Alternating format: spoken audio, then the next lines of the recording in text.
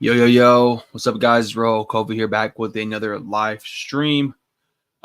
Today we're just going to start working on my next comic. Yeah, that's that's pretty much what today's stream's gonna be about, and whatever free flowing topics I have on my mind, we will talk about them. Let me take this for my posts on my store. Um, but yeah, so we're gonna work on some thumbnails for my next comic. Probably just kind of like talk about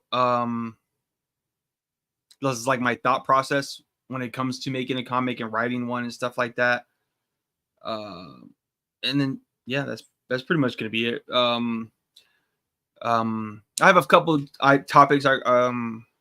A couple topics that I want to talk about, but we'll get there once we get there. Let me start getting sending all these links out, and then we'll start talking for over.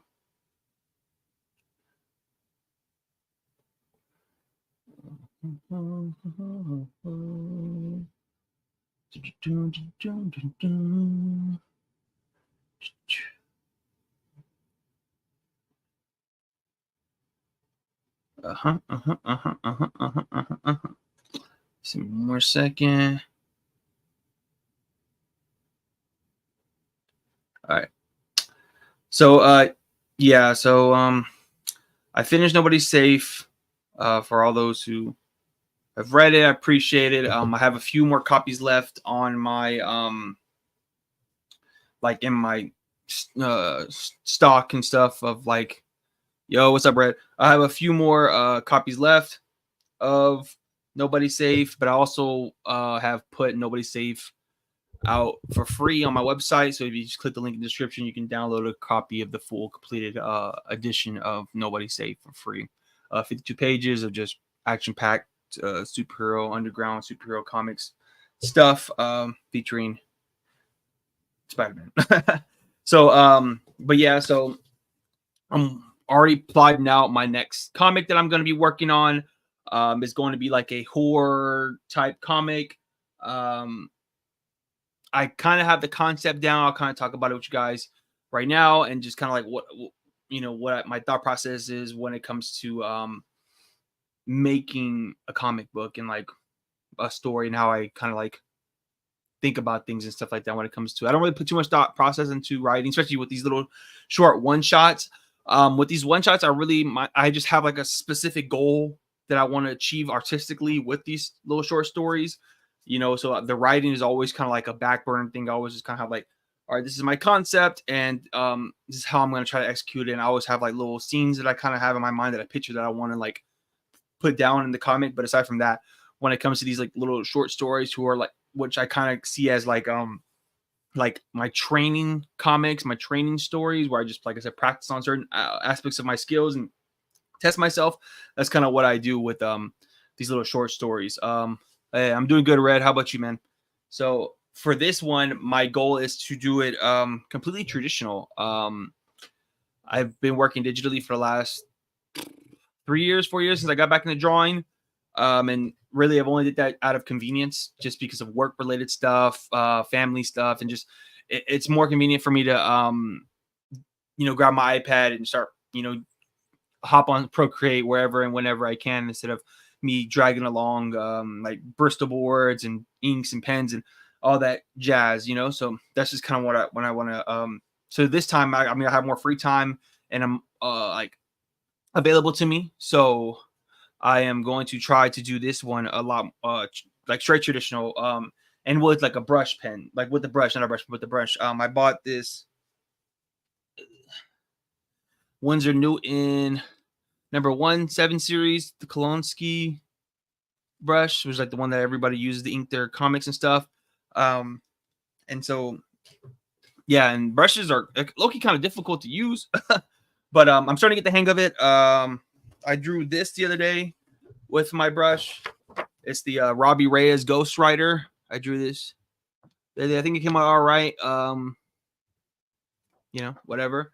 I filled out my sketchbook completely with drawings, traditional drawings of like, whatever. I have just, a bunch of just drawings in here that I did over the last it's like month and a half. I got really inspired to go back to traditional with like, from Heroes Con and things like that.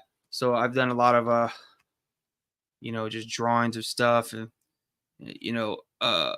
these are all like brush stuff. But this is some of the concept art for the new comic. I'll go over this a little bit more later. But yeah, I just I've filled it out in like a month, and I'm starting to work on my next sketchbook. And so I'm using these sketchbooks as like way to practice with the tools that I've gotten. And yeah, Homelander, I think it came out pretty good.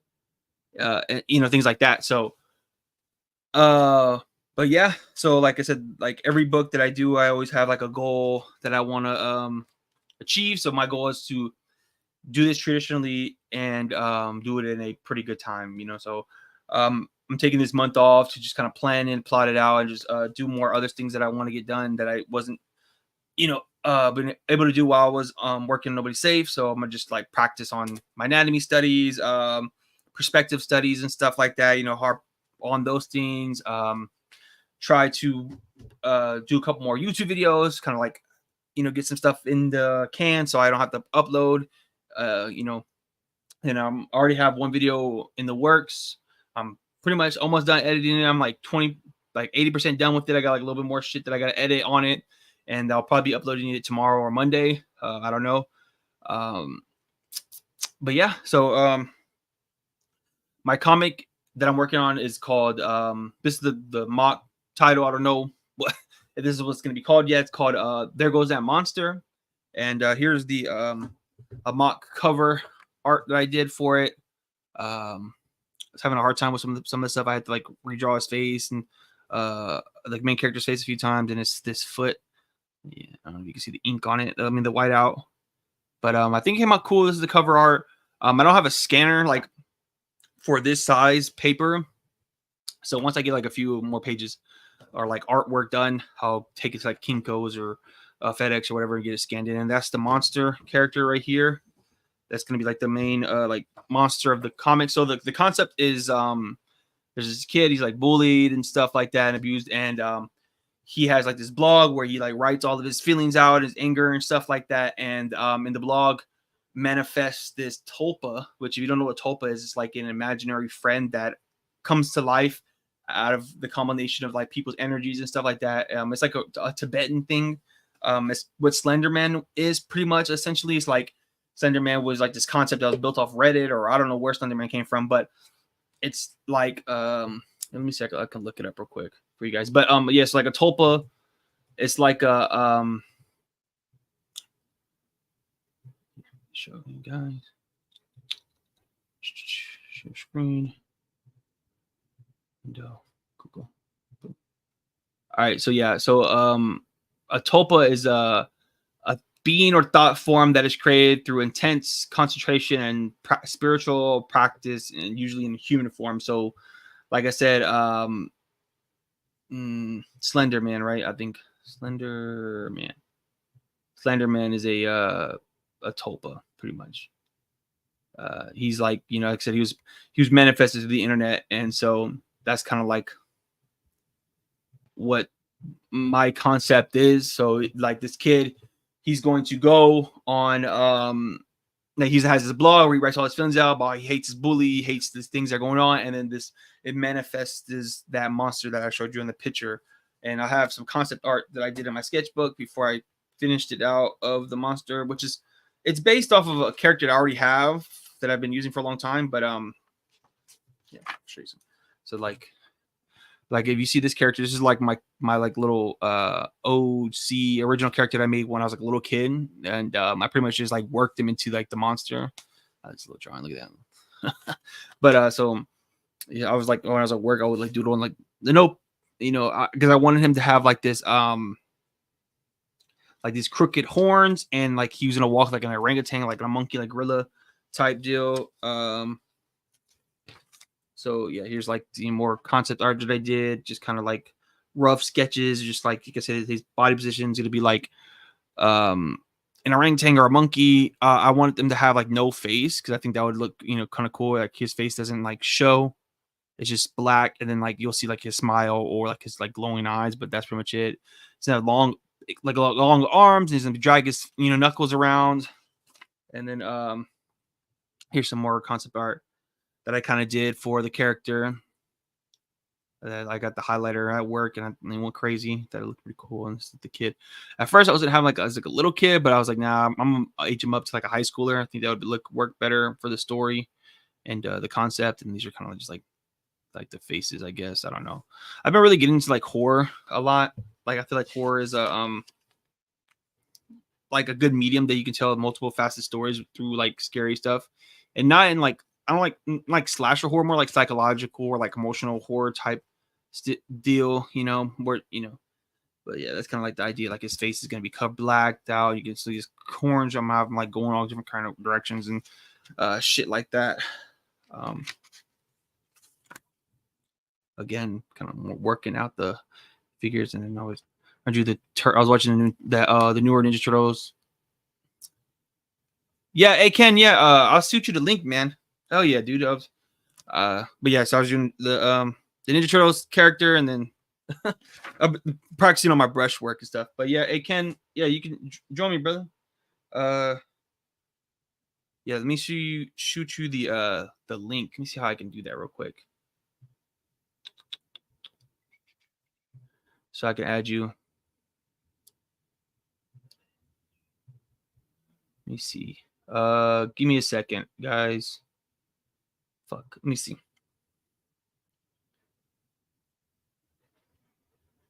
I'm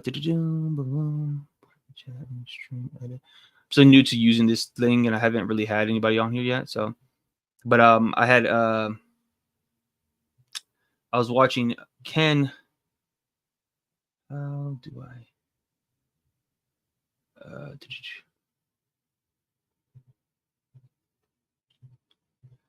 Shit.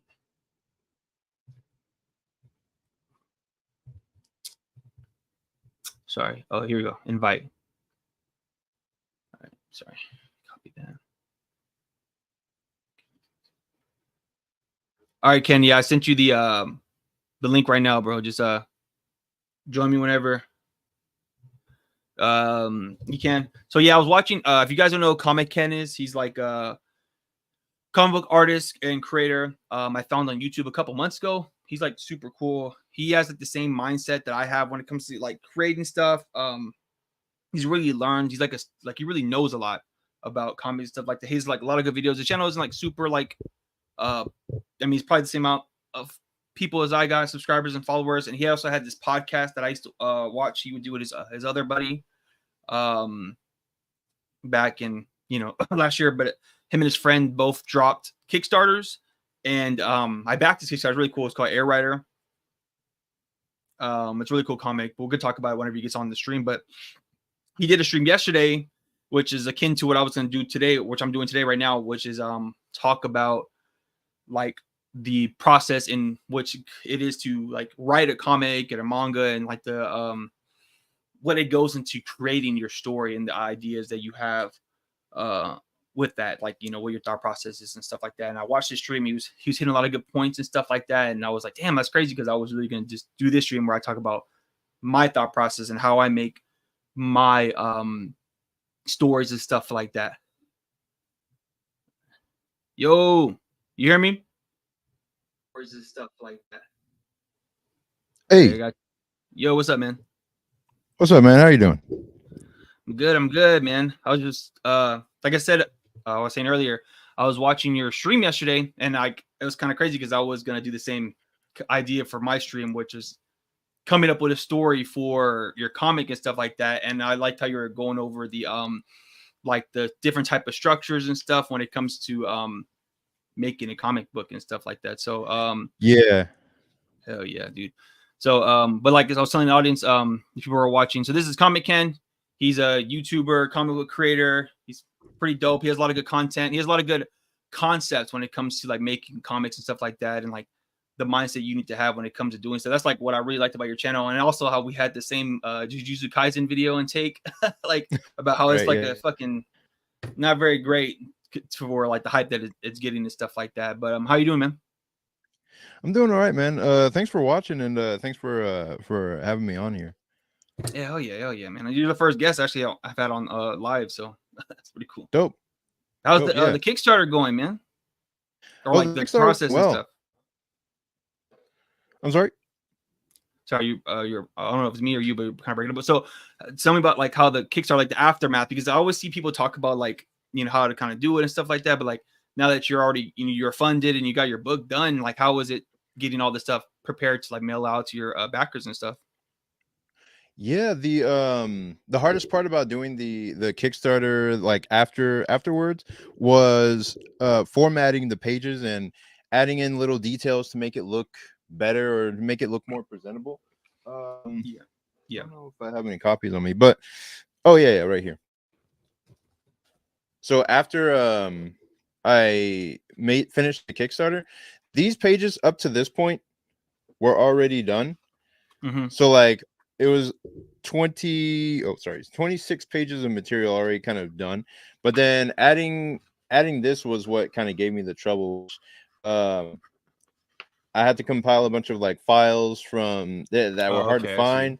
And then a couple of friends gave me some tips on how to make it look nicer, more presentable for the backers, like just to give them more of a special experience reading the comic. So I was like, all right, got that done. And then the next thing that takes like a while to go through is the printing. So when you Yeah. send it off to the printer, you have to make sure it's all good. They'll send back the proof copy so that you can take a look at it, make sure approve it, and then the rest of the copies in. And so I got all those in, and I'm just getting ready to ship those out. Dang, that's dope, man. That's dope that you're funded and stuff. Like I actually did my own like print run of a bootleg Spider-Man comic through Oh my yeah. own website. So like I was thinking about doing a Kickstarter, but I wasn't sure about what their like copyright stuff like thing was. So I was like, you know what, I'm just gonna like throw it up on my website and just have like promote it and see how many people buy it and stuff like that. So I got like a few sales, and then I was able to get a like a quick little design job. I did like a design for my dad's friend and made a couple of dollars. So the pre sales and that was able to fund like the print run. So I've been going through that pretty much, selling some of those, and hopefully next time for the next book I'm going to work on, I'm going to try to do a Kickstarter, see how Right. that, try to, do that. It's like a little intimidating just because it's like you putting yourself out there and trying to like get people to, get your book and stuff like that. I remember I was emailing you about like, the information and stuff. And I was going through some of that. And I was like, Jesus Christ, that's a lot of stuff. And then the like after, which is like the mailing stuff out, like even me, like I get like 1 or 2 sales every other day. And then I'm just like, fuck, I gotta go bag and board this stuff real quick and drop it off at the post office when I can. And it's like, Right. it just reminds me of like how much work you have to do as an independent artist aside from just like drawing and making the whole thing up. The whole like business side stuff is like it's really taxing at times. But Yeah. Yeah, it really is. Because you're writing, drawing, and that's the part that you want to do, but then you have to actually like get the printing set up and shipping it all out. So that's part I'm going through right now, and it's not bad like once you figure out what you need to do. But because I have a day job, it kind of gets in the way of yeah, trying to do it at night and whatnot. yeah, for that, like I like for me, so like I'll take like my lunch break, and there's like I'm lucky there's a post office like down the way from my job, so like I'll go on lunch and go drop off the book real quick at the post office, and I all that stuff. So it's pretty crazy. So I was watching your stream last night, and you were talking about like your thought process, I guess, going to the next volume of Air Rider, or were you thinking about like the whole like in total? Because you're doing a series, right? It's gonna be a series. So are you doing it in like? Are you thinking about the totality of the series and how you're gonna write everything, or like, what is your thought process in doing all that? In writing Air Rider as a whole. Yeah, like or what you were kind of like going over in your stream last night. I was going over a bunch of nonsense in my stream last night. I was just talking about whatever, Yeah. whatever I was reading or whatever I like and all that. But in terms of Air Rider, I was studying a bunch of like first chapters. I was studying a bunch of like manga in anime, just see how they structure everything, how they actually make it so readable and so accessible to people, to where they just flow with the page and Yeah. tell a story that really grips you. And so with Air Rider, um I think what I'll do is, well, I don't want to reveal that, but I'll say that I'm studying a lot of writing theory to make it as strong structurally as possible, because I feel like there's only so much you can do with art and making it look cool to people, to like read it and like enjoy it or be invested in the story. But Mhm. if what you're saying in the story itself isn't true or isn't well structured in the story, then people are gonna fall off. They're gonna be like, it looks cool, but I don't feel like continuing with this. It looks cool, but it's all right. You know what I mean? So I always focus. I'm really focusing on story structure, storytelling structure, Yeah. and um what else? I got this book, Dramatica. That's another storytelling Okay. book. And I was wondering, like, what kind of storybooks do you read, or do you study like story structure? Like, how are you approaching writing your comics? So I think the only real like structure or like theories that I studied was like Dan Harmon's writing circle. Have you heard about Oh, that? You know, that's Dan Harmon, the writer from Rick and Morty and all his other shows and shit. So I kind of yeah. like you base my stuff off of that. I read Manga Practice and Theories by the mangaka that did JoJo's Bizarre Adventure. I read a little bit of that. I read like the first couple chapters. I Yep. didn't really read all of it yet, but aside from that, I don't really like study too much writing stuff. Like I mean, I've watched lots of movies and TV shows, and just like you, I have like a lot of first volumes of certain manga and comics and stuff like that. So I kind of like see, okay, how did they get you to want to read it and then continue to keep reading it? And so, like you said, like art is what draws the people in. You know, a good cover art, good interior artwork is what draws people to read it. And then once you read it, it's like the story behind it is what keeps people along for the ride through the whole entire Yeah. series, which is something I try to like conceptualize with my stories. So like I always kind of like in it to, and the same thing with like YouTube. It's like you have to like have like this good hook in the very beginning. At the first page is like Yeah. always I feel like a splash page or something crazy, you know. And then the last book, or the last like few pages should be like something that's gonna be like especially if you're doing like a series. I think like a cliffhanger or like something like that. Mhm. Like a page turner is like something that's you should like think about. Like if you read a lot of Robert Kirkman's work, especially like with The Walking Dead, like the early Walking Dead issues, like he did that really really well. Where like you would want to. Oh yeah, Invincible. Invincible is like my favorite fucking. That's like my favorite superhero series of all time. Like if I'm gonna read a Yeah. superhero comic again, it's gonna be Invincible. I don't read super comics that much more, but Invincible is like. But like he does a really good job of like setting up certain things for the future, but also making sure that one volume or that one issue is a full story in itself. It's not like, oh, you have to wait. Like things are tied up and presented, but it's also like one full story, kind of like a TV show in the 90s where like those sitcoms where it's like, oh, this happened in the beginning and then it ends like, at the end of the episode, it's all resolved kind of deal, even though Right. so I mean I try not to overthink it too much. Mhm. But especially right now, because I'm only working on like mini story like one shots and stuff like that. So like what I'm doing right now with my projects that I'm working on, like with the Spider-Man comic that I just finished, I was just trying to practice on doing like dynamic posing, anatomy stuff, and like perspective. And then that was kind of it. Like I didn't really care too much for what the story was. Essentially, like since I'm a writer artist, I don't really care about. I don't write a script. I do thumbnails, and then whatever. I go back and figure all the rest of it out once I'm done drawing it. So once I get back Right. into doing maybe like a long form series, I will do more of like plotting everything out. But right now, it's kind of just trying to get my art better and getting my storytelling, visual storytelling better, and things like that. Nice.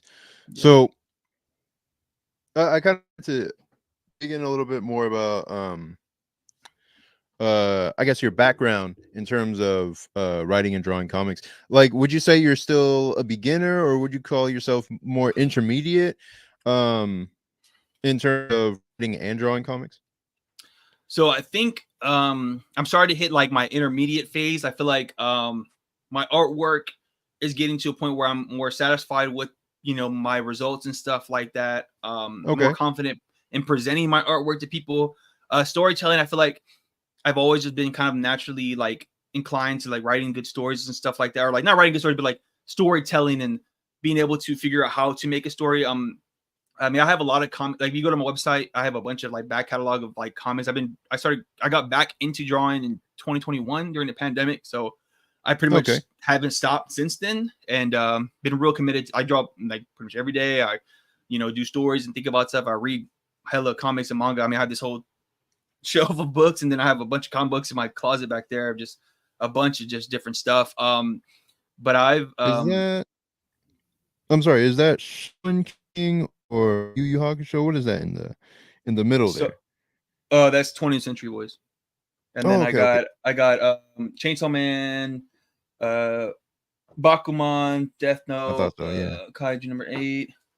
I have a bunch of like comic books here, Nice. but just a bunch of just random shit. Just a lot of I just got a lot of stuff in there, and then I have a whole like bunch of long boxes in my closet of just comics that I've been picking up the last couple years and just reading and stuff like that. Right now, I'm in the middle of reading Bone, Just Miss Bone.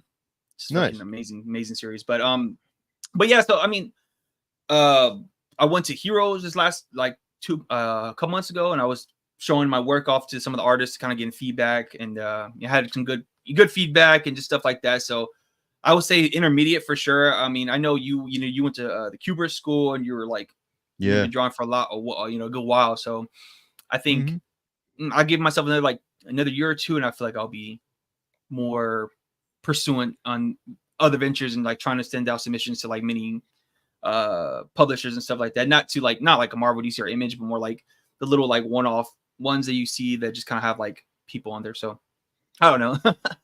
Right. Well, what would you say your goal is in terms of trying to put your comics out there? Like, are you trying to get published as an image creator, or are you trying to go hard in the self-publishing realm? um, I think I want to. My goal is to like cultivate a like core audience of people who are just like always just making not making funding my work, not just through Kickstarter, but like say Mm, I put a book out and I'm able to have an audience that's automatically just gonna buy. I have like 200 people are always gonna buy the books, and then that just makes more money for me to make the next one, and just have like a recycle bin of just the same money is going in and out of for me to produce the next project, next project, next project. I'm not really trying to be like super rich or anything like that. Just do like mhm. passion projects and continue. So if I have to just keep going to Kickstarter, I go to Kickstarter, and that's why I do my YouTube stuff. So I'm trying to like build an audience of people who like to read comics and manga, and then have them go like from my YouTube stuff and then go to my comics and stuff like that. So that's kind of like my goal. If I can get a book published by Image or go work for Marvel DC, that would be cool. But it's not like my main goal. So it's like self publishing for sure is probably like the route I'm gonna continue to go down, and just kind of do like a like a Jeff Smith, or like a Terry Moore, or one of those guys who like Nice. just puts books out when they want what books they want to put out, and then just have this like small but strong cult following of people who are always just buying their stuff. So that's kind of like the way I want to go, the route I want to go, because I don't want to be like this confined to like, oh, I can only do these type of stories or like these type of like ideas and stuff like that, like, or Right. go work corporate at Marvel or DC, and then just feel like I'm pigeonholed to do something that I don't, and I'm not super passionate about. You know what I'm saying? So for sure, probably stay indie. Right. I don't want to be like underground to where I'm struggling to get books out, but like more like that happy medium of like being able to make enough money to justify me putting the time into making these books, but Right. also like making the books that I want to make and stuff like that. What about yourself?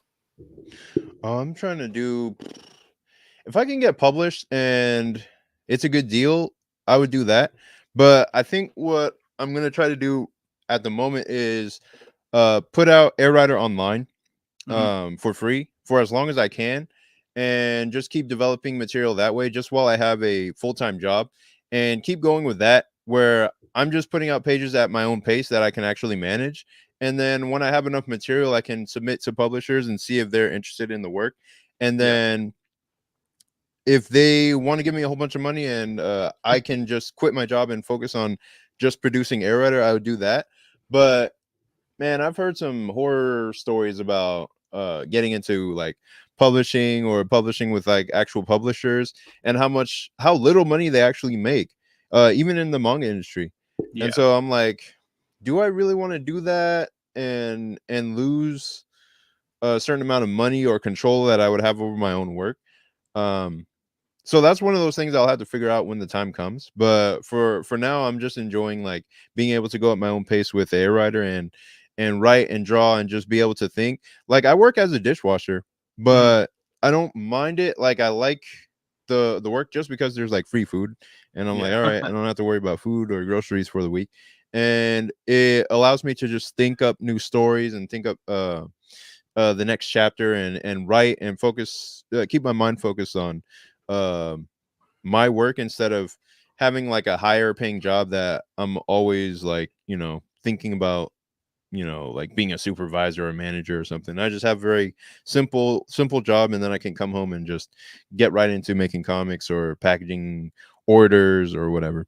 Yeah, I feel that. Yeah, it's like it's like you have to like sacrifice, like to like if you go to publisher, you're obviously got to like sacrifice something, but it's like you can sacrifice to like maybe help build your name, get your name out there and stuff like that. But right, staying indie, especially since we write and draw our own stuff, we have like an advantage over somebody who's just like a writer or somebody who's just an artist. Whereas like we can just make our own websites or post on wherever the fuck and just keep doing that until you cultivate an audience, which is like the long game, which would take like a long time. Like I do that with my website. I have all my back catalog on there right now. All the comics I've made for the last 3-4 years are all on the website. I'm gonna keep them up there, even though like they're old artwork and screwed, but it's like a back catalog for people to go and see like what you've done and what you got going on, and then like the slow progression of artwork and stuff. So like that is, it makes sense to, but like if I had the opportunity to make me go to like a whatever the fuck and print out a comic or whatever, I'll take that L financially if it's gonna benefit me like in the like the long run to get my name out there in like the Barnes and Nobles or comic shops or whatever the case is. And then I mean I think it would just be cool to say I was published by somebody, just like a bucket list type deal. But I'm not like super like big on that type of thing. I think like I've been like looking into like a lot more alternative routes into like making comic books and stuff like that. Like I've been looking at people who are like go through like the literary route where they're like, okay, I'm not trying to get in comic book shops. I'm trying to get my books in the library, school libraries and stuff like that. So maybe I'll make like a kid's book and then make money off that kid's book and then make that money and move into like certain things that will be more something I'm into and stuff. I think that's something that people don't really think about. Like art grants and stuff like that. Say you can go and like teach a class about how to draw comics, and then they can give you money to do that, and then you can fund your passion project through that. And so I've been really looking into that, like those type of artists and stuff like that, and like things that they've done to do that. Like Jeff Smith. He's a perfect example of somebody who like stuck with his idea, and then he ended up just putting it out there with Scholastic, which is like a bankroll, obviously, but like it cemented his legacy, and now he's pretty much funded, he's paid for the rest of his life of that one series, and he's able to do all these other series that might not be as popular as a Bone, but he's able to do that in a comfortable way. And then I've also been studying Kyle Baker. I don't know if you know who that guy is. He did like Plastic Man, and he works for like I think Warner Brothers as an animator. He's a really good style artwork. And I was watching an interview with him, and he was talking about how he has I actually got this in the mail. Let me see. Shit. He was supposed to do a Static Shock, and I was waiting on that comic, but it never came out. Is it what now? Oh, I said he was supposed to do Static Shock, but I was waiting on that comic, but it never came out. Oh wow!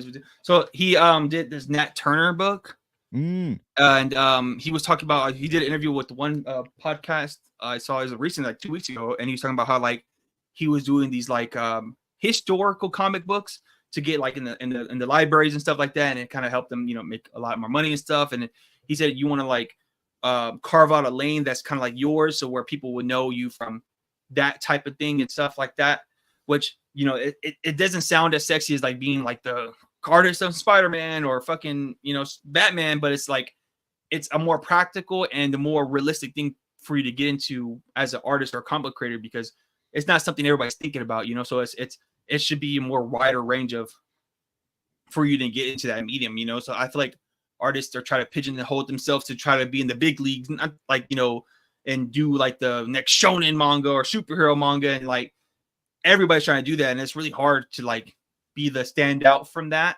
And Yeah. whereas where you, like I said, you do like a kid's comic, like one kid's comic, and it can blow up or whatever, or you do like a historical book, and which is like easy because historical books it's already written. Like you just translate it over to like a medium that's more palatable for kids or whoever the fuck reads comic books. So that's a lot of things I've been looking at a lot lately and thinking about. Mm-hmm. I think that, you know, it's just interesting to see those perspectives of like stuff. But yeah, Yeah.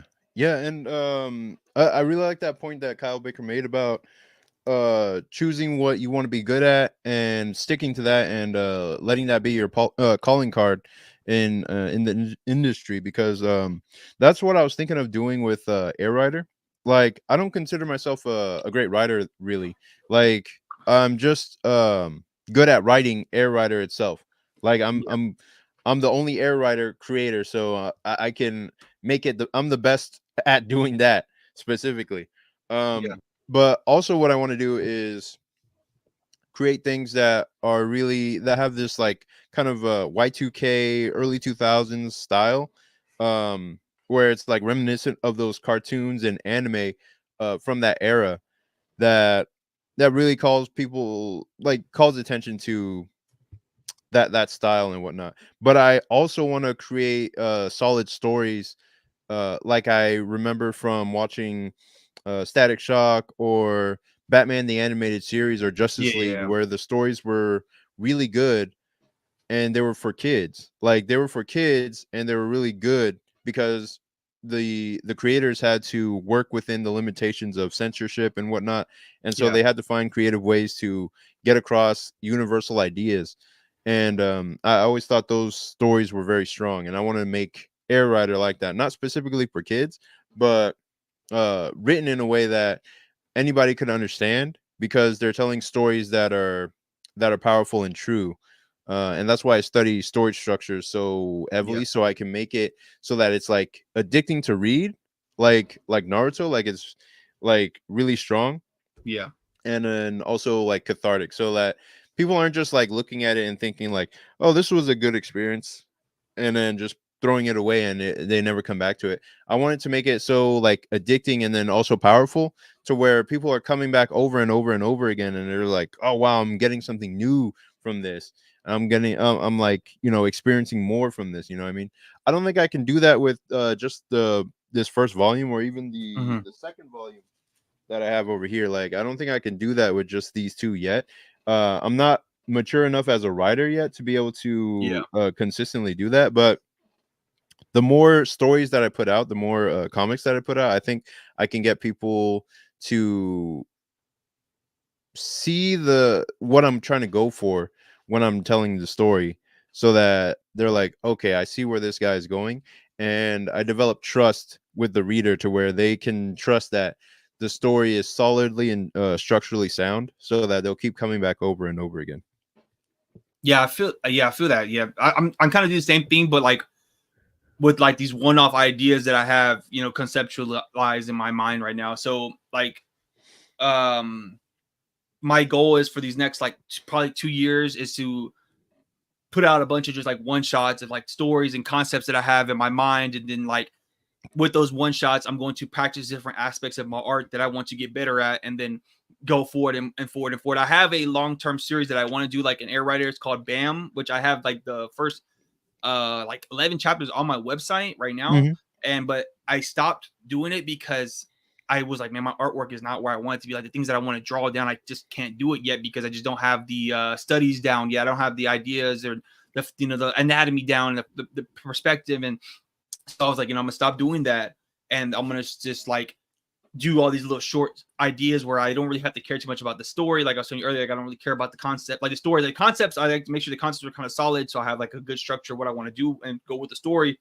But excuse me, I don't want to be like behold, like in love with this idea. I just want it to be like a one-off thing. Draw 40 pages of it, and hopefully by the end of that comic, it looks better than the one I did previously. So like this year alone, I have about like 100 pages of comics down. So I did a slave comic earlier this year. I put it out in March. It's called Strange Fruits Revenge. It was like a horror. It was like a Spit on Your Grave meets the story of Nat Turner, and it's like about this runaway slave who gets away from his masters, gets caught, killed, and he gets brought back to life by like an evil entity, and she gives him powers, and he goes back and destroys the slave homes, his the big house and all that shit. And then and I was like, okay, I wanted like a chorus comic, and I wanted to like try to because before that, so once I stopped doing BAM, so I did like 11 chapter, and I was like, that was probably like October of last year. And I was like, what, I wanted to stop and just let me start studying, for real, studying drawing, not just drawing and drawing and drawing. Let me actually study like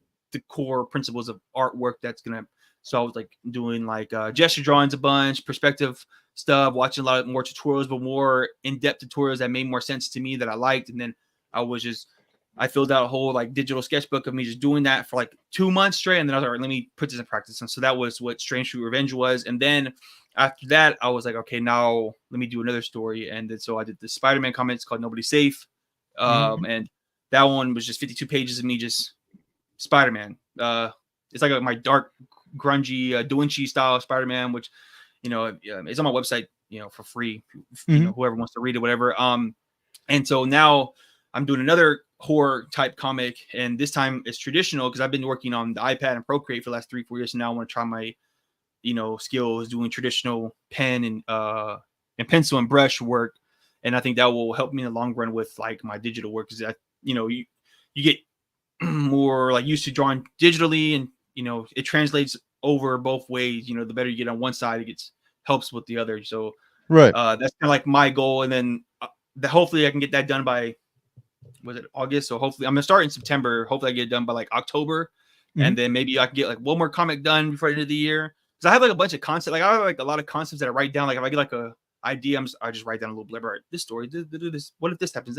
And so, and then I'll probably just do that again for the next year, and then I'll probably go back to BAM, which is like my long form air rider type story where I have like all of it structurally written down. Like I had full scripts for that. I had like, because I wanted, the Robert Kirkman thing where I like plant seeds of things that will come up later, and page turns and stuff like that. But I was like, man, my artwork is just not where I want to be, because I want to write and draw the whole thing like that. That series is going to be like, all right, once I turn 30 to 40, that's going to be like, that's what I'm doing for those 10 years. Like, 9 books straight of just straight, what I want. And it's a superhero comic also. So I was going to make sure I'm like top tier, on par with that. So, but another thing, I'm rambling, but what you said was about how like being more mature as artists. I mean, as a writer, like I feel like people like want to write like the most greatest thing ever, but I feel like the better writers are the ones who are like older. Like all the great writers they don't get great into writing until they're like in their 40s, because they have that lived experience. Like they have like they're like self philosophies down and theories that they believe in, and political ideologies that they have in their mind that they can put on the page and put in their stories. Is where like, you and me, we're both, still pretty young. And so like the best we can write is probably like a story about like high school, because we just went through like high school or like college years and stuff like that. Cause that's something that we can, talk about in a real way. Cause we remember that type of stuff. Was where somebody who's older, they could talk about real life stuff and make it more exquisite in a way, And I would say on that point, I would actually disagree. With Naruto, the creator of Naruto, he was 22 when he started writing that. I think he was 22. And usually manga creators in Japan are on the young side when it comes to writing. And I wouldn't say that is a lot of 22 is a lot of like life experience. I think he was just very good at storytelling and story structure, to where he could order events in a way that makes it exciting to read. And he also had enough drawing knowledge and drawing acumen to convey the ideas clearly, because it's not exactly that he has the best art style, or like he has the most fully rounded art style. What he has is like a very clear art style that conveys the ideas clearly, and that's what allowed him to carry the story that he was trying to tell. Yeah. And a lot of 40-year-olds that are in comics, especially like in indie comics, um and even professionals can't write as good as what Naruto created in that first volume, or even in the entire series. And a lot of Japanese artists, I find, actually by their 40s get, I feel like they decline sometimes, where Mhm. their their art is at the highest level that it could possibly be, but they're not aiming to be the most mainstream commercial success at that age, if they've had like early success. So I think in America it's inverse, where, like you said, by people's 40s they have more life experiences Mhm. to put in their stories. But if they're writing their first story ever, then they're not going to be as experienced as a 22-year-old who's studied nothing but uh comic drawing and writing throughout life their whole young life, if that makes sense. Yeah, I mean, Naruto is for sure like a huge outlier, though. I feel like it's a, Yeah. and the same with what's his fucking name? The dude that did Attack on Titan. Like that guy is like Hajime a Isayama, yeah. yeah, that guy is not. He's not even an outlier. He's like the 1.00001% of somebody who's Yeah. like who was their first ever manga they ever wrote. Fucking was like one of the greatest fucking pieces of literature art ever. And like, Yeah. Naruto, and it's funny because you brought that up because I was Mhm. watching a video. I can send you a link to it later, but it was about Mhm. like who actually wrote Naruto because they said Oh that his yeah. editor had a really, really big input on like some of the structures and concepts that go with Naruto. And I don't Mhm. want I'm pretty sure it's more like a 50-50 or maybe like a 70-30 type deal because so I mean, but like again, he's a huge outlier. Like Yeah. the writer of Naruto, same thing with Oda.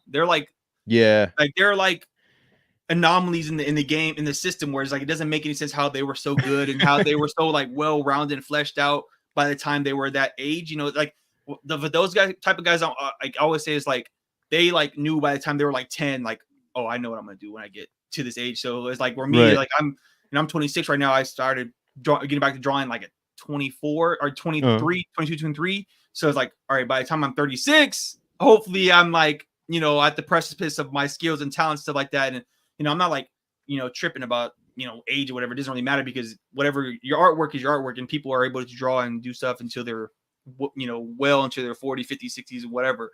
Uh-huh. So, but like, yeah, I mean, and then I don't know what it is with the mangaka, like how, like, they're able to, and I don't know if it's just the culture out there or like what they consume in like literature and stuff that like makes them so well rounded when it comes to certain like ideas and concepts.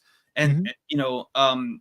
whereas in America, it doesn't seem like there's like with certain, comic books, it doesn't seem like they have a well-rounded idea of what they want to like tell in their stories and stuff like that. There's a few here and there, like we're talking about like Robert Kirkman, he's really good with ideas and concepts and stuff like that, and like Mhm. certain guys like that. But it's kind of crazy, like how, Yeah, I know exactly what you mean by that, and I think it's definitely, like you said, the culture that we live in, because the Japanese, they're growing up in a very, I would say, a very repressed culture, yeah. where It's a all lot of, homogenized. Also, everybody's pretty much like the same baseline thought process and stuff like that. yeah, yeah, they're living in a very homogenized, like repressed culture, where they're not allowed to say what they truly mean. But then in their comics and in their art, they're able to say whatever they want, and they're Yeah, able to express it like very beautifully. Because a lot of them are like very introverted, and they have a very deep, rich inner world and inner thoughts, and they're able to convey it on like just with pen and paper.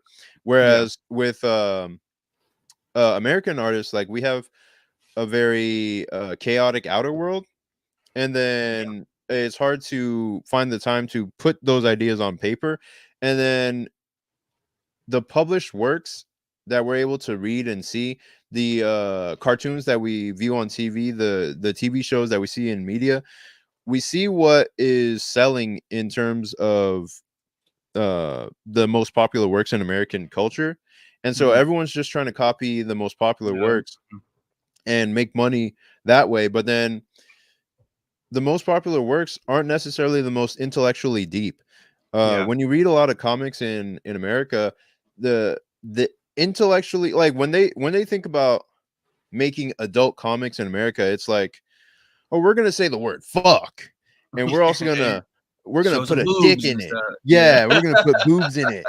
Yeah, but then Attack on Titan, the most insane masterpiece about genocide and war and the effects of both, it doesn't have a single dick in it, and I don't think I ever remember them saying the word fuck. You know what I mean? Like, Yeah. it's not about the surface level uh crudeness or sexuality of the comic that you're trying to make.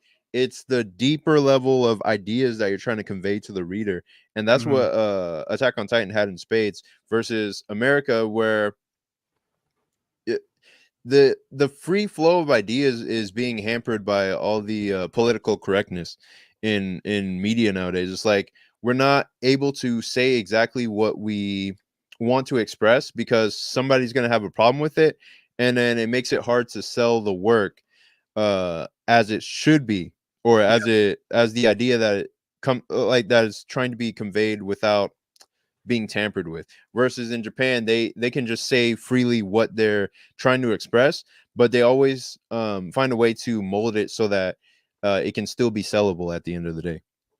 Yeah, yeah, for sure, for sure. And I also think that all the great concepts and great like when American comics, all the great concepts, great stories are always the ones that are always like pushed down and never really like reach the surface of people that like the masses and stuff like that. Like all the great like the comic book stories that actually have like a good message or like a good character development and story arcs. You will never really like those are like the underground comics that like nobody ever really talks about until like 20 years later, and they're like, oh man, you remember that book? Like so that's also like shitty because like they said, a lot of people just follow the trends of like, all right, well, this worked, so I'm just trying to make another copy of that and Right. redo that. Is where like a book like like Bone, right? I've been reading Bone, and that is a Mhm. freaking like a phenomenal comic book, and it's got its just dude, it's got its it's super popular or whatever, but like Right. I don't really know how many people actually really like intellectually like or like understanding what Bone is, because it's perceived as a kid's book, but Mhm. it was never meant to be that in the first place. And it's a fantasy book with just like Donald Duck type, Carl Barks type Yeah. characters. But like I've been reading, I'm like, damn, this is a really good book. That's really interesting. The world building is great. The character development is great. It's not like too pushed with a bunch of exposition and like all this other stuff. It's just like it flows very well into like what it wants to get out of you, and like and I think it's just a really a good comic. You know what I'm saying? There's other things like that that are like underground that nobody really knows about, but like they're like I said, cult following people who are just following those type of things. I mean, let me see. I think Yeah. like Daniel Johnson is another good person that who's like he makes his own type of stories and he conveys his stuff very well. I mean, some of his concepts don't really hit all the time, but generally speaking, Mm. he's probably like one of the better guys, and he takes after a lot of like manga influence and stuff also. But those Yeah. type of things just never get popular, and it sucks, man. Uh, I was about to ask, like, what examples or what other examples do you have of these underground uh comics or artists that aren't getting recognized more? So, for example, Durf, back Durf. I did a video on Oh him, and yeah. I read a lot of it. Like these guys, whereas like he's doing these like pretty much like literary reviews, but in a comic book form, like with his book Trash that I have his whole collection here. But like this book is about how we are making all this trash and shit like that, and we have no idea how to get rid of it. And then it also he brings in his real life time as being a garbage man, and like how he learned from that stuff, and his whole entire catalog is like that. I just finished reading, he just dropped this book I think last year or the year before.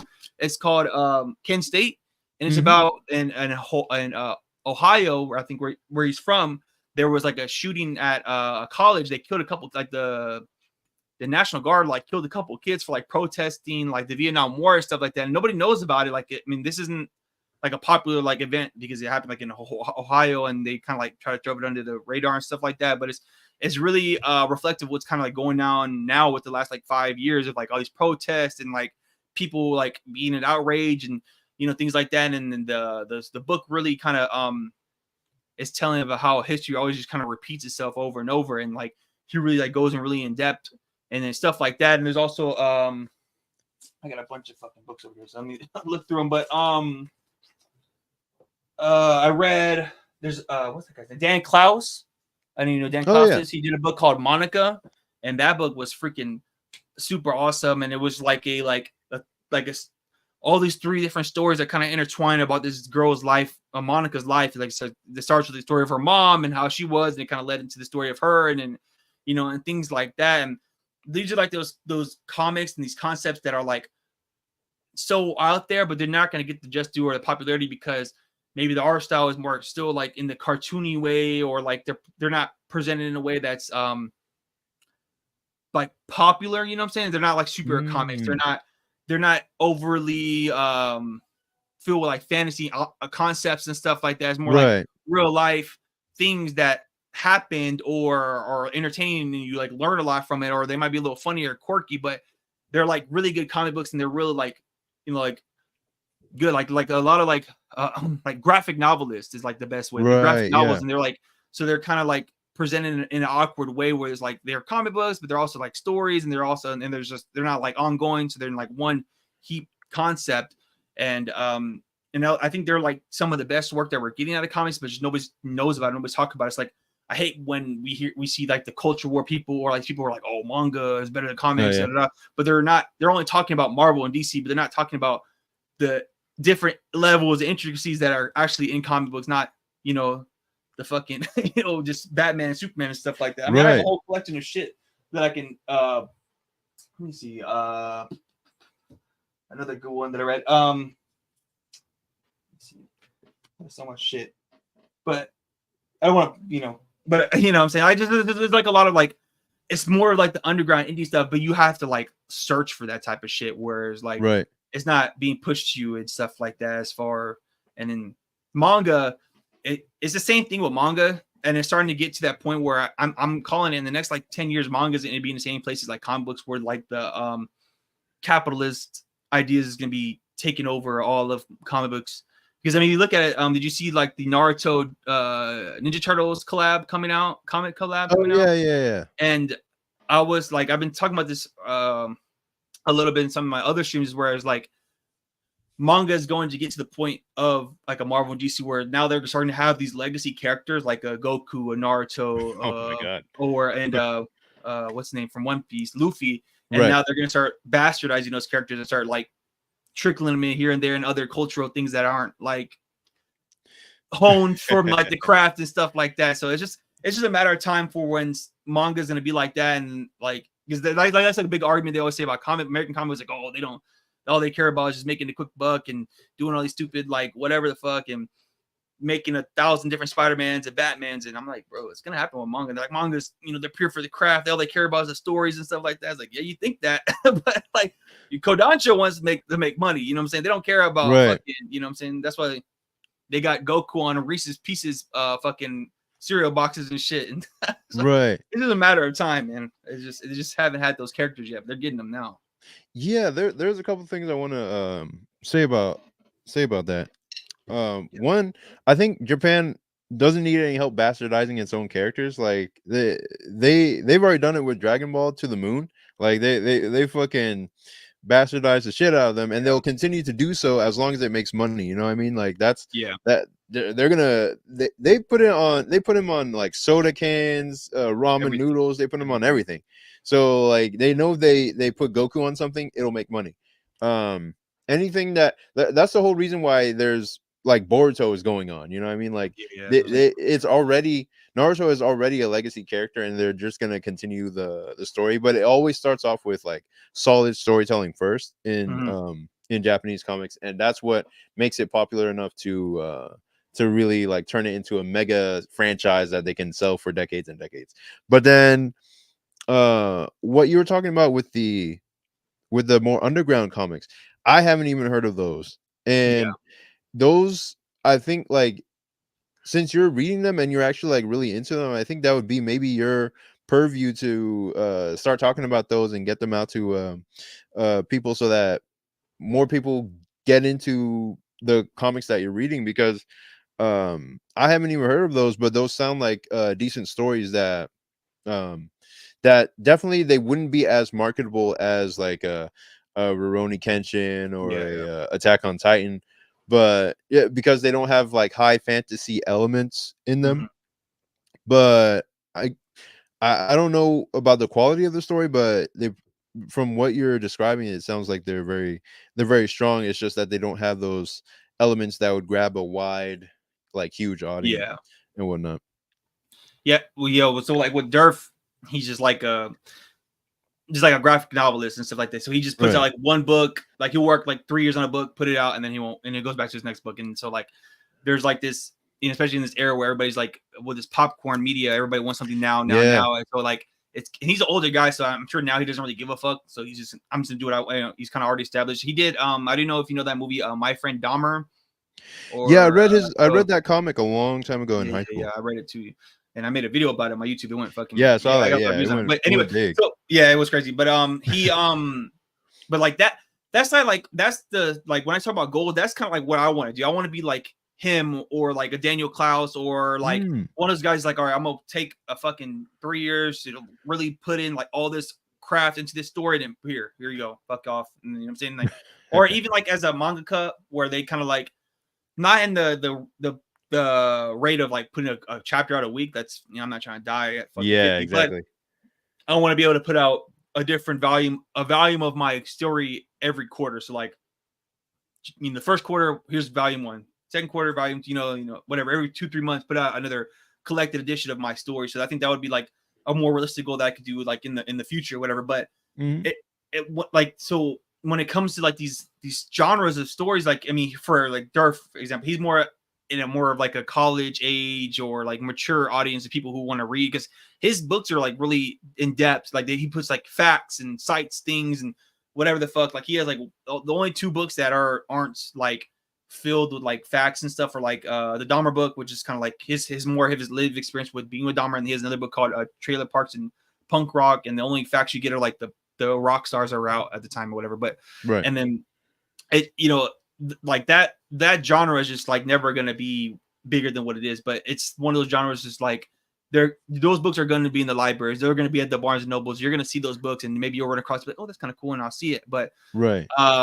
when it comes to like we're talking about like Dragon Ball Z and the bastardization of their characters, the thing about that's funny about Dragon Ball Z is like Dragon Ball Z came up in the era of still manga or anime is weird, like Dragon Yeah. Ball Z peaked out of it, and so people know about it, like my older like uncles and my dad and stuff, like they know about Dragon Ball Z because they're like Dragon Ball Z is like the Gen X is like first experience. The same thing with like with the anime, same with like Akira and like Ninja Scroll and shit like that.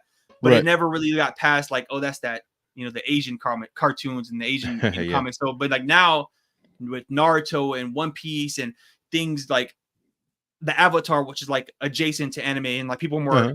comfortable with that idea of like anime and stuff like that, and Crunchyroll and Netflix.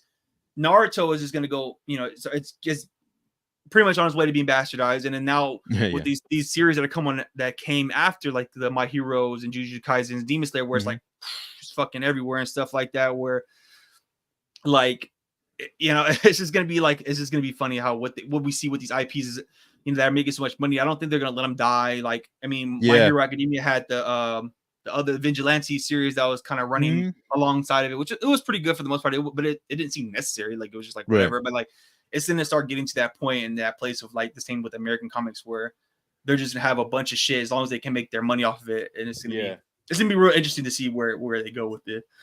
Like the thing I'm most interested in seeing is what they're gonna do with One Piece after it's over, because that thing is never gonna end as long as we live, and as long as Japan is a country. It's never gonna fucking die.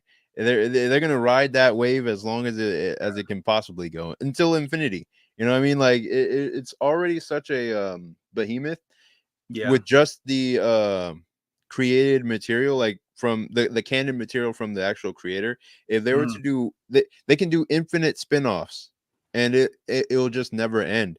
And they can take Oda's notes on what happens in certain parts of the story that weren't explicitly stated in the manga, and just make a whole series off of that. They can make offshoots of random characters, this side character from this arc that nobody even remembers. They can make a Yeah. character, a whole story about that.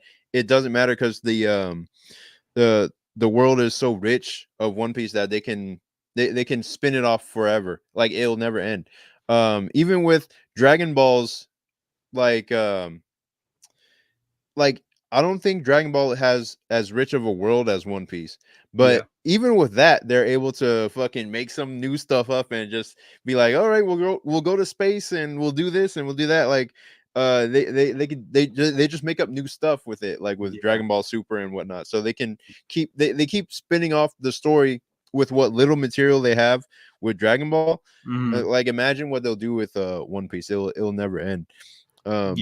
And just one more note on that, like versus the comic styles in the like let's say Durf, back Durf, and like Daniel Clowes, I would say their stuff isn't as like their art style isn't as quote unquote like marketable as like say a Naruto or a Goku or a Batman, Superman or whatever, because it's almost as if like Shonen Jump mangas are almost scientifically designed to be as marketable as possible. Like they I don't know what kind of 100%. formulas they're using, but I think that's what they're doing with that.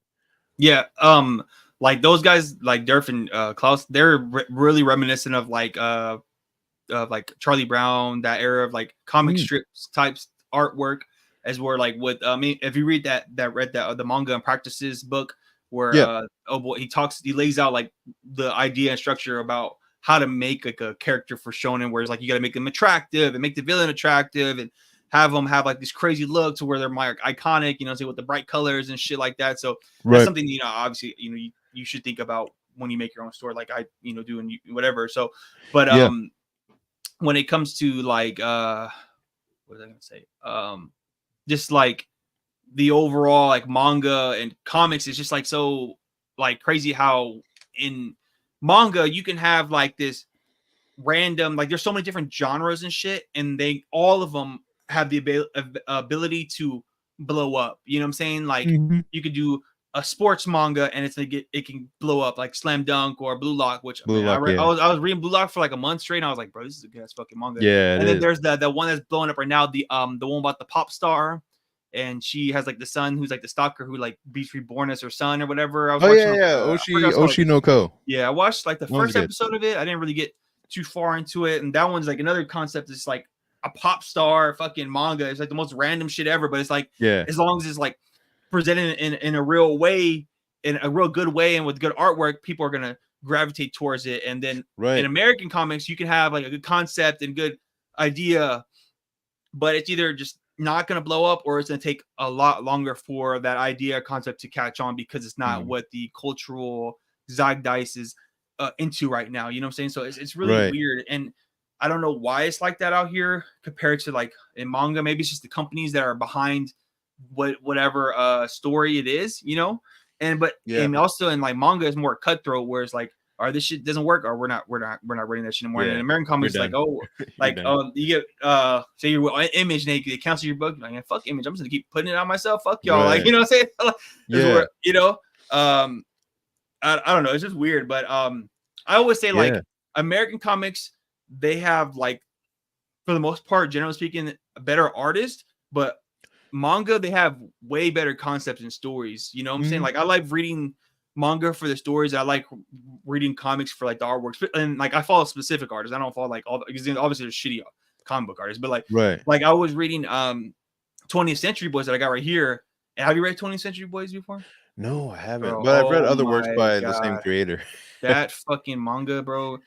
That was like one of the first times I read a manga where I was like, I do not want to start reading this. I need to see what happens next, because like it was like so many like cliffhanger moments and stuff. You're like, oh my god, like, you know what I'm saying? He's really Nurasawa. He's really like Urasawa really mastered the mystery aspect of like making manga in a real way. And I'm like, I don't know how the hell he was able to do that, especially with 20th Century Boys, because I don't want to give too much away, but like, you know, since you haven't read it, don't give any away. It goes through like, I just give this one little tidbit. It goes through like different like times, like timelines with the characters. So it kind of like goes when they're little and they're adults, and then like the future, and then like it intertwines really well. And it's like, how the fuck did he figure out this stuff? And like he was making multiple manga at the same time too, which is also really baffling. Like he was doing like 20th Century Boys, and like at the tail end of that, he started doing Monster, and then he started doing Pluto. Wow. I'm like, how the fuck did he do all this stuff? And he looks perfectly Yeah. fine and healthy to me. He doesn't look like he's Mhm. like stressed out or like losing his shit. You know, I don't know how the fuck he did that, but that shit, like, you should read it. I would highly recommend it. Just read the first volume. Yeah. You'd be like, what the fuck? You can learn a lot from just reading that shit. It's crazy. Yeah, I'm gonna have to check that out. And I would say Naoki Urasawa is probably one of the most like prolific like anomalies of mangaka out there. And Yeah, the 100%, fact 100%. right, and the fact that he's like so healthy that to the point where he can just like make a show about other manga artists and go and interview them and whatnot, and he Yeah, can just walk around and he's just fine. And like, yeah, bro, he's how all are good. you even alive? Like, it I doesn't don't make know. sense. And his Um, stories his manga are like lengthy. They're not like 2, 3. They're like 12 volumes, thick as fuck. Like, I don't know how the fuck he was able to do all that shit. I don't know what he was doing at the time, but I think his style is very like it's pretty much the same throughout all series, and he's drawing basically he's not drawing like super type like actiony series and whatnot. So I think he saves a lot of time just by knowing how his strengths and what he can draw. yeah, Um, but I would say that that also goes to the point with why manga takes off a lot faster than American comics, and it's because they make so much more content quickly. yeah, Like they make it way quicker than we do in America, and not only that, the storytelling is structurally sound, or at least it's engaging enough to pull readers along for a long time. And they start off by making it as addicting as possible, and then they can kind of not be as great in the story later on, which happens a lot, especially like with endings, especially like the My Hero ending that happened recently, and yeah. I people are heard you mad at that. talking about that yesterday. Um, Yeah, yeah, and most manga endings are not that great, to be honest. Like no. they don't usually end well, but um, Especially with yeah, shonen. right, yeah, especially with Shonen. And then like we don't have as much media translation in America. Like, so even if we make it on a monthly basis, one, the story is not always that great. It's not always really like, the best story if it's in Image or in like Marvel or DC. It's not always the best story. But No, even if it is a great story, the media translation, like we're not on it like they are in Japan, where they're making an anime like after a few chapters of the story come out, or making a video game out of it, or making this or that. We just don't have that much media, I don't know. fluidity with the comics and stuff like that. Yeah, we don't have that much connections to other things that we're doing in America. So it takes 15 years for an Invincible cartoon to come out after the show, or after the comic has already been completed. Like, it takes a long time for these things to like really come off the ground and come out to the mainstream and whatnot. Um, and I think the thing with most manga artists, or the thing with most comic creators, is that I think early on in the career, when they have energy and strength and stamina and whatnot, you start off with making the big, huge money maker, Mhm. like a My Hero Academia, or a Attack on Titan, or like One Piece or whatever. Yeah, And then later on in your career, when you've already proven yourself, you've already shown that you can make money, and it's like a recurring source of revenue for you, you can just chill out and do whatever the fuck you want. You know what I mean? You can make yeah, whatever type of story, and you can be more art house with it. You can be more uh you know, you can make a Kent State if you've already yeah. made your My Friend Jeffrey Dahmer. You know what I Dumber, mean? yeah. Like, Mhm. that was turned into a movie, and it's got like, Yeah, he's getting media money outside of it. forever. Yeah, Right, it's connected to real life events and all that stuff. So he's made his money on that. He can now do Kent State, and Daniel Klaus has made Ghost World. He like, that's a movie. It's, yeah, out yeah. there and whatnot. He can make a Monica. So it's like, I think a lot of creators, especially younger comic creators, have to start with that moneymaker first, and then you can like chill out and do the what you really intend to do. Yeah, yeah, that is something, right? Where like, and the thing with manga, they already have their shit like infrastructure patent down. So it's like, all right, Yeah, we're gonna make this manga. If it's a hit, we're going straight to the studios and we're licensing that shit out, and you're gonna be fucking getting all this shit, and you're not gonna enjoy it because you're gonna be in the fucking the studio drawing some more Yeah. chapters. Like, but you know what I'm saying? So like they already got the infrastructure down where it's like, because I feel like that goes back to them being like a homogenized country. A lot of people have the same mind frame, especially with like the work ethic that they have out there, where they just work, and they don't really like no breaks. Where in America, everything is so, it's a melting pot and everything is so integrated. So everybody has different ideologies and how they want to go about doing certain things, and it just takes a lot longer for certain IPs to blow up and get bigger and stuff like that. It's just a matter of time and stuff. Where like I said, Invincible took a long time to blow up, but the thing that worked for Invincible, which is Invincible is going down the manga route now, where they had the whole series done, and it wasn't really popular when it came out. It was like just popular enough to keep going, Right. but Robert Kirkman had The Walking Dead. It blew the fuck up. Now he had Invincible, and then now it's the show's popular, and then it's translating back to the sales, and it's pretty much doing the whole manga thing, which is great. I wish more like people would learn from that, but like that, the blessing with that is like it had the same team the whole time. Yeah, and, you know what I'm saying, that you don't have to like divvy it up to 100 different people. Where Marvel, DC, they have to do that, or they're supposed to, they should do that, but they don't. But like, you know what I'm saying, like that's what hurts those like the big entities that like that. But when it comes to shit, I lost my train of thought. But yeah. So and then like comics, it's just so vast, but it's also just like so separate, and it doesn't. People have so many different ways of doing things, and it doesn't really make sense, or it does make sense, and like somebody will get popular doing something that's so off the wall, like what's that guy's name, like Eric July, who's just like random this guy who doesn't even care about comic books and just like be super political, and then he's making millions of dollars now off of making this non-woke quote unquote comic, but it's like super like I don't know if you've seen some of it, it's super like mid, it's not really that great, but he's just making money off of outrage. And there's somebody who he's a winner.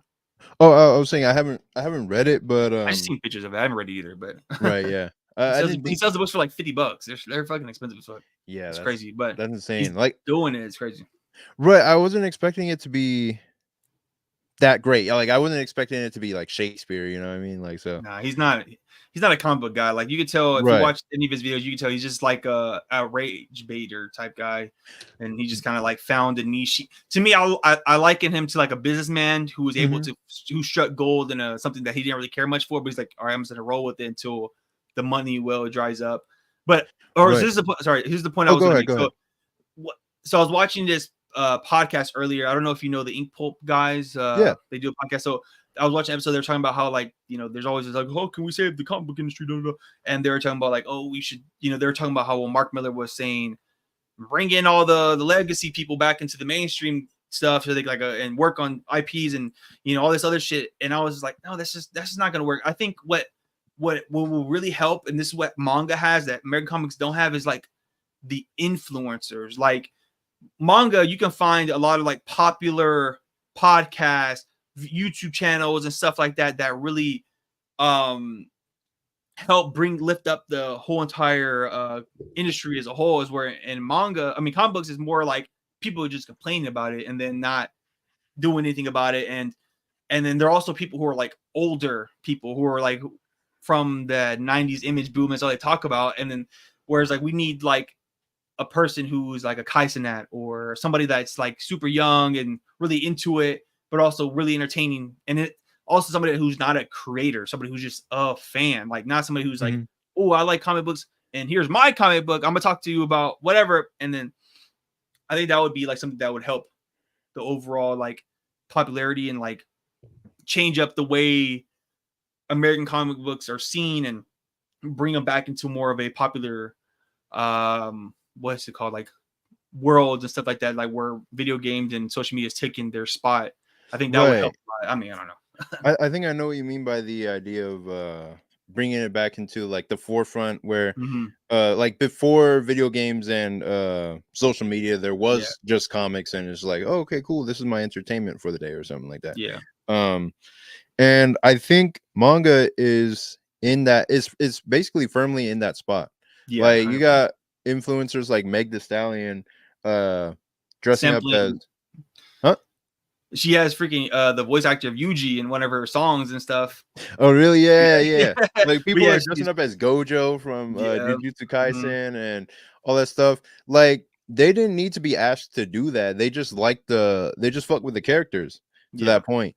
I think we don't need to ask influencers to pump up like Batman or Superman or characters like that because they're already legacy characters and whatnot. yeah, But then in terms of manga, you have people waiting in with bated breath on every chapter of uh Jujutsu Kaisen, like what's gonna happen next in the fight. They're looking at the spoilers. They're just waiting to see the words of what's gonna happen in the next chapter. Like yeah, if we can get, I believe that we do things from a fundamental level.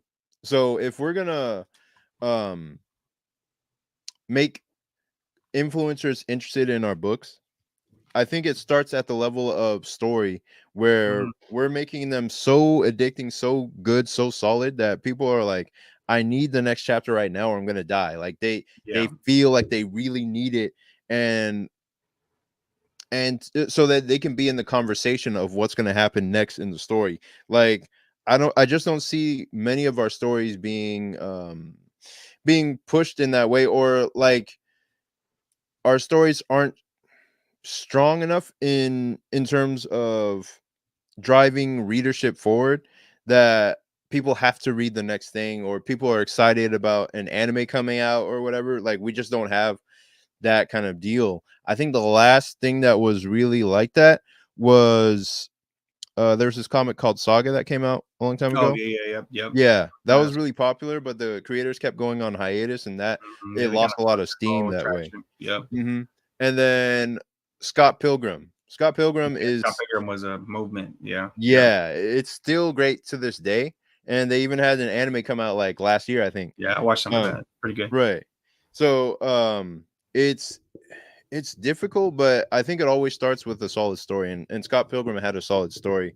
Saga, I didn't like the story as much just because it was just, like, I I think a didn't really lot like of the artwork, to be honest. I didn't. I right. read some of it, and I was like, I just couldn't get into the artwork. Like for me, when it comes to comics, I'm like the artwork first, and then the story later. Like I like good artwork, and I like more like artwork with like holding lines and like more, you know what I'm saying, stuff like that, more Yeah. practical look, not like super like digital looking shit like that. I mean, it's a good. I mean, I didn't read Mhm. Saga, but I know it's good because it's so popular. But yeah, Right. yeah, I think that is a thing, like having the solid story. But Uh-huh. the thing that sucks about the industry and infrastructure in American comics is there's no push once you do have a solid story, and there's no baseline into knowing what, like obviously there's like this the literature like theories and practices that you're reading that I've Uh-huh. read and stuff like that is conceptually supposed to be a good story whatever, but like people aren't gonna want there's no way for anybody to know about it unless you're like doing the promoting and stuff like that, is where like you said in manga they have the infrastructure already. Mhm. They have like when what do they have those in the Promoters? magazines they have the surveys and shit, and they like Yeah. they have real time knowing what books are working and what's not working, and then Mhm. going from there. And they also have like the editors who know how to make a good story to help those writers, those mangaka, into Yeah. fundamentally that. And that's a real big thing that nobody talks about, how Right. those editors really like masters of knowing what works for those fucking stories and stuff like that, like how Yeah. what's more marketable and what's uh a good way to go from the next part to the next part, and stuff like that. And in American comics is like it's all over the place, and They're just it's just, guessing. It's yeah, guesswork, it's just man. really weird because like there's so many different people out here and markets you can hit the LGBTQ market, or you can do Mhm. strictly just black comics, or you can do like superhero comics, horror, mystery, stuff like that. And so it's so vastly wide, and but then none of them coincide. Is where some people, they can read a Naruto and they can go and read a Slam Dunk, and then they can read the pop star the pop star manga, and then it's all the same thing. Is where some people like me, when I go to the comic book shop, I don't even look at the Marvel and DC shit no more. I'm going straight to like, all right, Danny Warren Johnson dropped the book. All right, I'm picking it up. James Herron dropped the book. Okay, I'm picking that shit up. Right. Robert Kirkman has a new story out. Okay, I'm gonna check that out.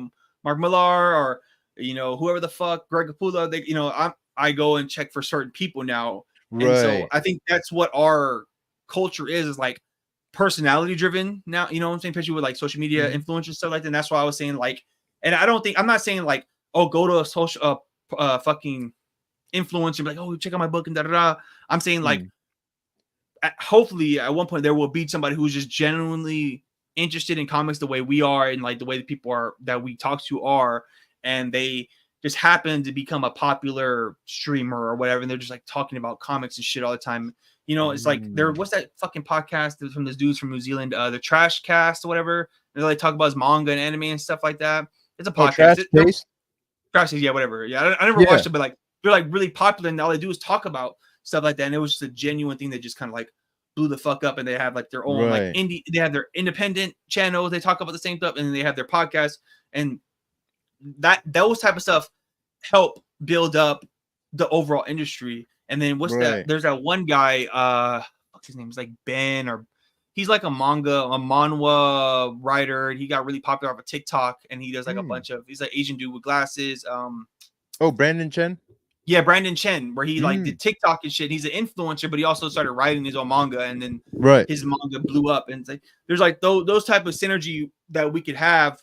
That, you know, we may not have the comic books to manga to anime route, but we can have the influencer to, you know, whatever route. Whereas there's certain YouTubers who've done that before, like I said, Eric July, or what's that guy's name? Penguin, whatever the fuck, the dude. He's Penguin Zero, yeah, he did. You know, so and then people like try to like push back to that concept, like, oh, we don't want influencers doing that, but that's the future. If you want to, like, that's why I even do my YouTube channel. Like, I'm trying to become a personality, not really, but like, you know what I'm saying, someone who talks about comics, stuff like that, and then, like I was saying earlier, garnishes audience, and then like, all right, my next book, I drop it on Kickstarter, I'm doing 10K, you know, like nothing. You know what I'm saying? Whereas like, there's people who just try to shoot, and then they just don't get nowhere. You know, it's weird. You know?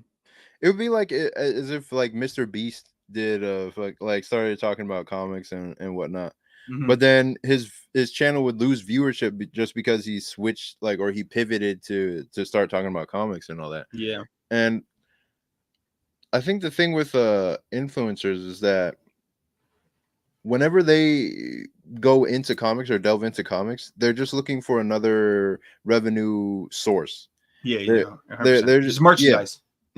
Exactly. Like, they're just trying to make something new. They don't really have a story to tell, or I mean, they have a story to tell, but they're not trying to become the best, or they're not trying to become a great artist or an amazing creator. They're just trying to create a new income source, a new income flow. So whenever they create comics or talk about comics, it's about their own comic that they have. There's other creators, like I think Dan TDM or something like that. He has his own comic out. I've heard of him as a YouTuber, but I don't know what he does. Like, there's plenty of comics that you'll see in Walmart that are created by just random creators, but they're for like YouTube channels that are like mega popular. And I think that's as far as we're gonna get with influencers and creators, because they're mostly looking out for themselves, not for the comic industry as a whole. They don't really care about that. I think it's really up to us, like, to create the best comics that we possibly can. And since the industry is not, like, exactly what you said with the anime industry, how it's completely designed, like Shonen Jump is completely designed to get feedback from the readers, to go to the editors, to tell the creator, like, hey, like, this is something that viewers are liking, do more of that, or people don't like this, don't do any of that, or you're about to get canceled, pick up the pace or something like that. It's just like, we don't have that feedback loop. People are just kind of guessing when it comes to making Image Comics or any of these published comics. And then even if you get published, it's not a great deal in terms of financial compensation and what you get paid. And there's no larger conversation around comics, at least to the magnitude that it is around anime and manga, where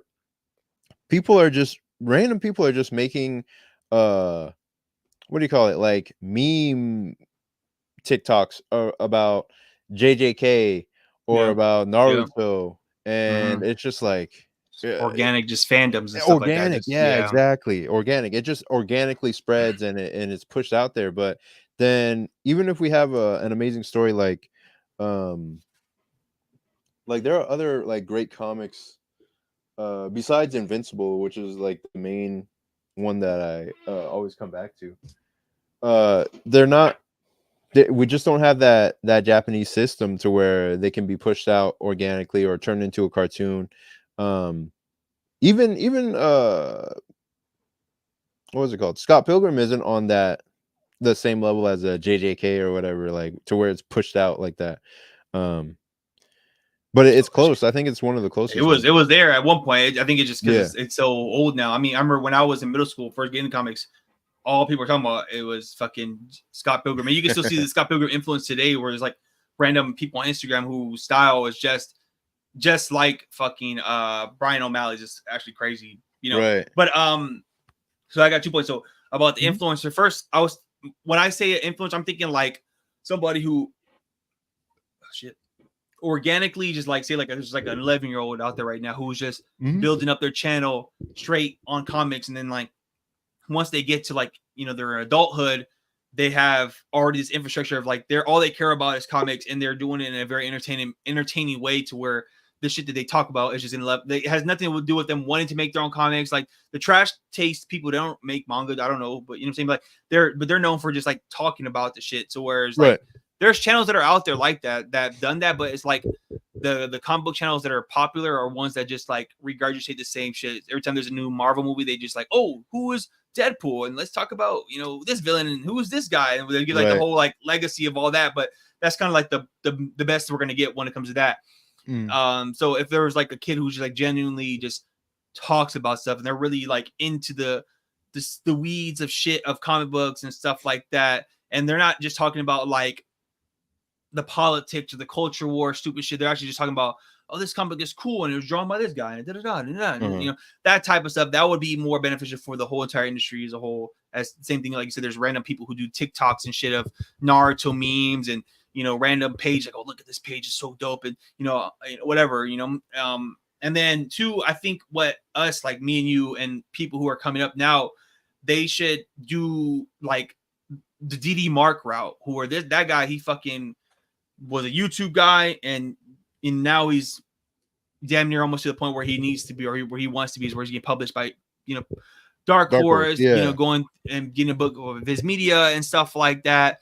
And if we took the same route as him, was where we just built up an audience on a certain platform like a YouTube, which I think, in my opinion, YouTube is probably the best platform for artists in general, Right. because you can fish out a big hook of people and draw them in every time you drop a video, if you make sure it's palatable, universal and stuff like that. Like I said, like my friend Dahmer video did all those Right. views. I had no idea. Like I didn't know why I did that. I didn't do anything special. Yeah. It's the same structure as all my other videos. Just maybe the thumbnail was better, but it helped draw on a bunch of like subscribers and stuff like that, and whatever viewers, and hopefully like the follow-ups to that will be more stuff like that. But it's just a risk you take when it comes to doing that. But like DD Mark did it for like this 2 years, and now he's blew the fuck up, Right. relatively speaking. I'm saying it's just a point where he just needs to get like that one series or one book that's gonna like, and then whatever. And same thing with like a White Manga, who's like, they're pretty much did the same thing, where what White Manga did was more like tutorial based stuff, and now he has his own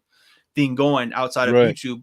I think that's like the new path I think people should really look into, and doing stuff like that, where like, I know being an influencer sucks and it's kind of whack, especially if you're not a person who's like really like outgoing and goofy and shit like that. But Yeah.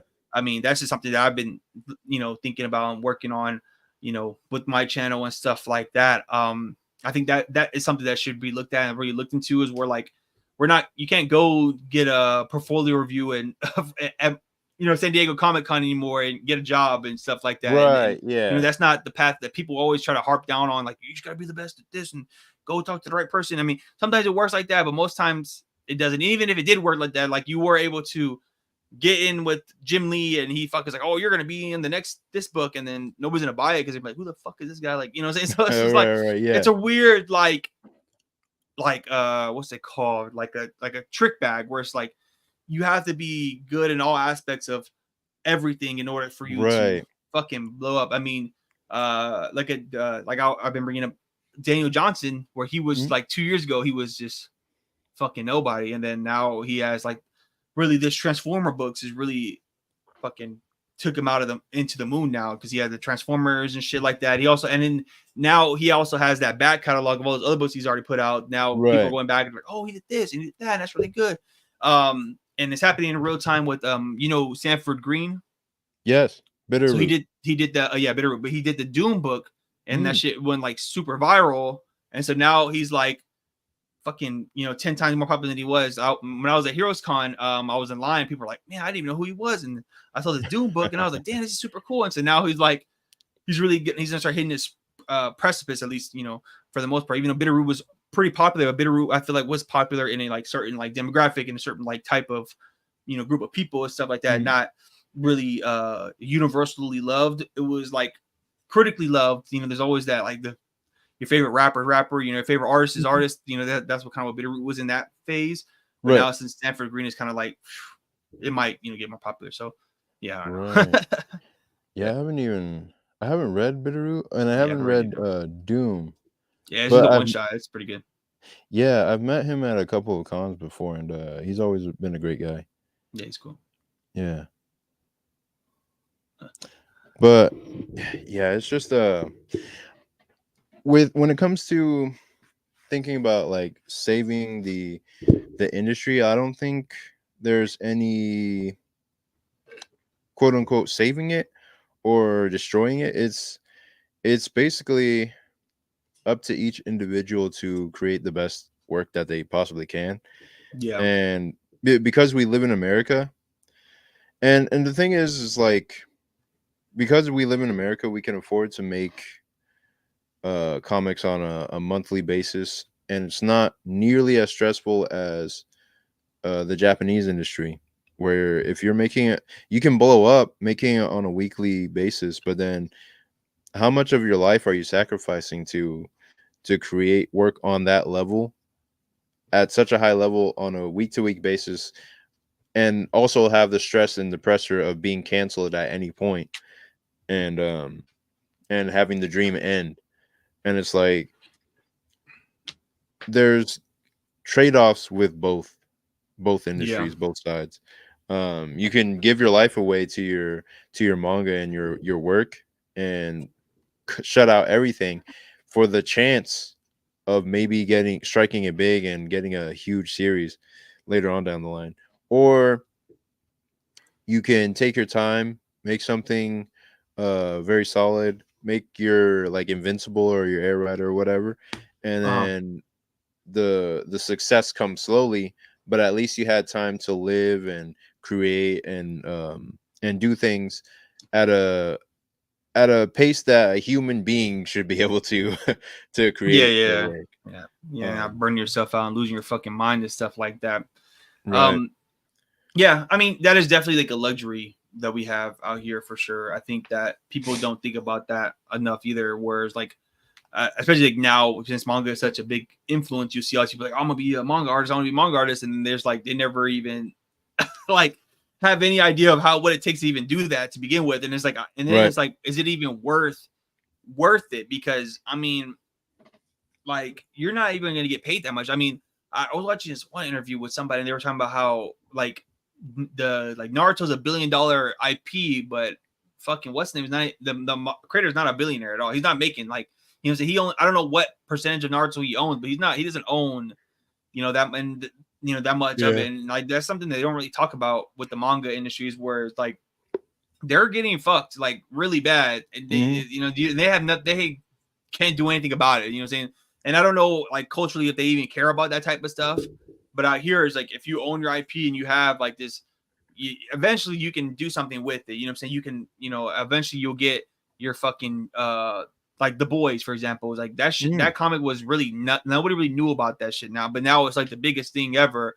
And I'm pretty sure Garth Ennis is raking in on that shit now. And I mean, he's way older, but now it's like his kids are gonna be sad. His kids are gonna be good, and right. all for making that. And I don't know if you read The Boys. That shit is fucking horrible. The comic is bad. I don't like. I did not like that. I read some of it and I was just like, bro, this is just like it's not good. But the show like did it way more justice than it needed to, because the show is really Right. fucking good, but the comic is just like horrible. It's like he was trying so hard to be like crude and make fun of Right, like edgy. superhero culture and shit, but it Uh-huh. just came off just like, oh my god, like shut up, like you're so like I don't know what the fuck, like I don't know, but so Yeah, I didn't read The Boys, but I like the show.